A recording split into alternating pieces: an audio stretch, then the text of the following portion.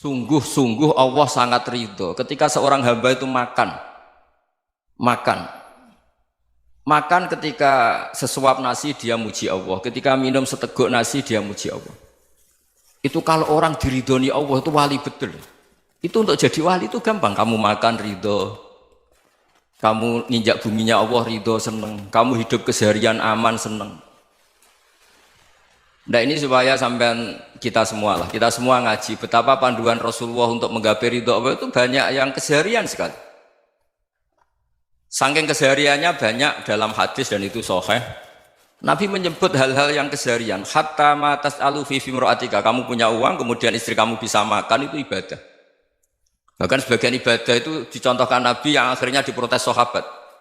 Yaitu wa fi buti ahadikum sedekah, kamu menggauli istri kamu itu ya sedekah. Sampai sahabat bilang yang benar ya Rasulullah. Ayati ahaduna syahwatahu wa huwa lahu ajrun. Masa urusan biologis, urusan syahwat kemudian dia dapat pahala. Nabi menjawab, alaysa law wada'aha fi haramin akana alaihi wisrun. Bagaimana kalau dia meletakkan ke yang tidak benar itu kan dosa. Nah, hal-hal seperti ini yang saya ingin teman-teman semua lah, semua. Saya juga agak ingin ngaji demi Anda juga agak ingin. Itu dosa sekali ngaji kok pesanan kelompok tertentu itu enggak boleh. Islam itu untuk semua. Jadi ya cuma karena di depan saya jenengan ya seakan-akan jenengan korbannya. Itu ada ilmunya dalam usul fikih itu. Jadi orang itu harus ngaji usul fikih. Nama yang disebut, mungkin Mas Sufyan masih ingat zaman ngaji usul fikih. Nama yang disebut itu tidak jaminan sebagai prioritas perintah. Jadi misalnya gini, kebetulan yang di depan Nabi itu Abu Dzar. Nabi ya bilang, ya Abu Dzarin ini uhibbuka misalnya, atau ya Mu'ad ini uhibbuka, atau ya Abu Hurairah ini uhibbuka misalnya. Banyaklah riwayat yang Nabi nyebut ya Abu Dzarin, ya Mu'ad, ya Abu Hurairah. Kemudian misalnya Nabi meneruskan khitab, ini uhibbuka, saya mencintai kamu, fakul dubur sholatin, atau sebagian riwayat disebut fala tada'anna dubura kulli sholatin, Allahumma inni ala dzikrika wa syukrika wa husni ibadatik. Saya mencintai kamu, siapa saja, Mu'ad bisa, Abu Dzar bisa siapa. Saya mencintai kamu, mohon kalau habis sholat kamu jangan lupa wiridan Allahumma inni ala dzikrika wa syukrika wa husni ibadatik. Ya Allah, tolong kami permudah supaya mudah ingat Engkau. Anda tidak bisa mentang-mentang, wong nama saya Parmin, nama saya Purnomo, itu yang diperintahkan Mu'ad misalnya. Jadi yang disebut satu, tapi khitab itu untuk siapa saja. Saya teruskan. Jadi saya mohon semua kita melakukan kebaikan itu, kalau dalam kaidah fikih disebut al yakin la yuzalu bisyak. Banyak kebaikan yang kebenarannya itu 100%. Tidak punya efek samping ke pihak lain, ke kelompok lain, ke komunitas lain. Itu tadi misalnya Anda makan, dan itu murah sekali, hanya butuh satu piring. Setiap punyaan kamu muji Allah, setiap minum kamu muji Allah. Itu redaksinya Rasulullah SAW disebut, Allah sangat ridho ketika seorang hamba makan, kemudian dia memuji Allah. Atau minum, kemudian dia muji Allah. Logikanya gampang, negara seperti ini yang kamu harapkan bentuknya kayak apa, mertua, ipar, komunitas, tetangga, itu nyata terjadi itu kan belum pasti. Sementara yang mesti terjadi adalah kamu butuh makan, kalau tidak mati. Butuh minum, kalau tidak mati. Butuh bumi yang nyaman ditempati, kalau tidak kita juga mati. Sebab itu Allah kalau menyebut nikmatnya itu hal-hal yang keseharian. Alladzi at'amahum min ju'. Allah itu siapa? Allah itu yang menciptakan kamu bisa makan. Tidak berlebihan, Allah itu yang menciptakan kondisi sosial itu ideal. Zaman Nabi itu ya ada orang munafik. Orang-orang pilihan Allah itu juga diuji orang sekelilingnya yang macam-macam. Semua diuji sesuai konteks zaman dan waktu. Nah, tapi ada ibadah-ibadah yang selalu disarankan Nabi. Sampai Nabi itu pernah ditanya, ayul islami khairun ya Rasulullah, Islam terbaik itu gimana? Jawaban Nabi itu unik. It'amut to'am, Islam terbaik itu ya makan-makan, yang santai-santai. Ketika Allah menyebut beberapa kebaikan, falak tahamal aqobah, wa ma adrokan apa? Mal aqobah. Terusannya apa? Fakku rokobah. Terusannya apa? Au it'amun fiyaumin di masubah. Ya itu acara makan-makan itu juga Islam. Kenapa? Ya bayangkan kalau tidak ada makanan, kita mati kan? Kondisi sosial tidak ideal itu Anda masih gak apa-apa, tapi kalau Anda tidak makan, Anda tidak minum, Kamu punya istri cerewet masih bisa hidup, punya mertua cerewet masih bisa hidup. Tapi kalau tidak makan bisa mati. Berarti penting mana istri sama makan? Penting mana? Makan. Semoga istri Anda dengar, nanti kamu disuruh makan tapi pulang deh. Itu kalau dibahasakan makan masih memahami. Penting mana nasi satu piring dengan istri.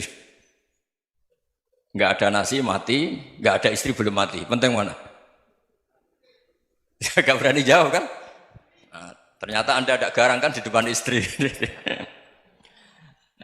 Jadi saya mohonlah, mungkin Mas Sufyan Sauri tadi yang bisa bantulah. Teman-teman tuh ngaji yang keseharian saja. Karena kita nyari ridha Allah itu berdasar firman Allah. Dan firman Allah itu menyebut keseharian tuh riang, gampang. Yaitu tadi misalnya wa min ayatihi manamukum bil laili wan nahar. Termasuk ayat-ayat Allah itu kamu tidur. Maka dulu itu ada guyonan, ada tokoh Mu'tazilah, kelompok dalam Islam yang berpikir manusia itu bisa menentukan ikhtiarnya sendiri. Karena saya bisa duduk, ingin berdiri, berdiri. Karena kelompok ini nggak terima kalau semua kehendak Allah, nanti bagaimana kalau semua kehendak Allah kok ada hisab ya, ada sanksi. Lucunya itu dia akhirnya, ini cerita ya, mencintai seorang perempuan, cantik sekali. Dan itu dia menjadi ahli sunnah itu oleh hal-hal yang sepele. Karena istrinya cantik, ya namanya suami istri hubungan intim. Terus ditanya, Mas, masih ingin lagi? Masih. Silahkan diulang lagi. Wah ya tidak bisa. Katanya manusia bisa menentukan yang diinginkan. Itu tobat itu. Itu nggak bisa ditobatkan Mas Sufyan Ats-Tsauri. Orang cantik yang mudah nobatkan orang itu orang cantik. Segampang itu. Akhirnya kita tahu, makanya kalau dalam kitab Hikam itu disebut al-aqil mayyakul madza yaf'alu wa hubi wal ghafil mayyakul madza af'al. Orang yang punya akal karena sadar ini wilayah Allah, semua milik Tuhan. Itu dia tiap hari berpikir, besok Allah akan melakukan apa terhadap dunia ini. Kamu merencanakan suatu mau plesir, ternyata gempa. Mau wisata ke Rusia, ternyata perang. Kamu tidak pernah tahu apa yang akan terjadi besok. Wa ma tadri nafsum madza taksibu ghadan. Tapi anda semua kita ini sering punya jadwal permanen. Makanya saya kalau diundang siapa saja, sanad takdir. Yang jelas Gus ini acara penting. Ya masih acara penting nak pangeran ngersakno piye? Kok ape dadi pangeran? Kamu kok mau jadi Tuhan? Itu kadang ya kiai. Penting Gus acara ini jenengan harus memastikan bisa. Loh kamu itu yang ngajarin tauhid, sesuatu itu biadillah kok bilang-bilang apa pasti. Kalau maksa terus tak tobatkan loh kamu kata saya. Ya kalau gitu Gus bilang insya Allah. Wah itu hati saya, fisik saya, roh saya sudah bilang insya Allah. Tidak usah kamu latih kata saya. Nah hal-hal tauhid keseharian itu gampang sebetulnya. Wal ghafil yaqulu madza af'al. Tapi orang yang lupa Allah dia setiap hari bilang besok apa? Kita bisa melakukan apa? Seakan-akan dia itu aktor, dia penting, dia subjek permanen, dia. Padahal kita ini hanya objek kehendak Allah Subhanahu wa taala. Karena kita yakin sesuatu yang terjadi di alam raya ini kita tidak bisa apa-apa. Makanya saya sering ngaji, sering bilang saya, ketika Anda mensifati Allah, Dia yang menghidupkan. Sudah itu tanamkan sehingga ketika kita mati santai saja. Kenapa santai? Allah punya cara menghidupkan kita. Zaman kita hidup juga gak tahu caranya ngelola jantung, ngelola paru-paru. Kamu juga gak tahu ngelola oksigen yang tidak beracun, tidak mengandung polusi. Tahu-tahu hidup. Gak ingin tua ya tahu-tahu tua, gak ingin mati tahu-tahu mati. Selama ini kita hidup juga gak tahu apa-apa sebetulnya. Hanya gaya tok, punya jadwal, punya planning. Kalau kamu bisa menentukan pilihan Anda, pasti Anda istrinya cantik, 4 neriman semua, kona'ah semua. Nyatanya enggak kan? Ada 1 jelek, cerewet. Oh itu kan, nyatanya enggak bisa apa-apa Anda kan? Dan kamu bawa mati lagi. Itu kan, istri Anda juga gitu, punya keinginan, punya suami yang ganteng, yang jabat, yang neriman, yang enggak poligami. Ya enggak kesampaian juga.